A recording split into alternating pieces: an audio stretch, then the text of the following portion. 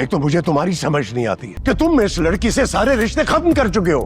तुमने खुद ही कहा था छोड़ने की बात करते हो, कभी रखने की बात करते हो।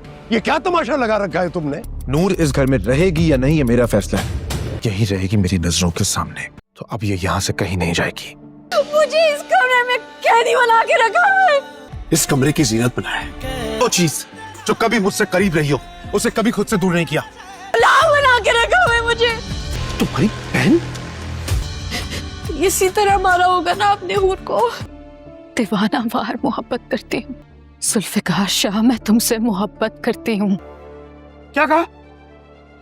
तुम्हारी बहन? सालार कल रात मेरे कमरे में गलत इरादे से आए। अब देख तू, अब तू गया बेटा, अब तू गया देख।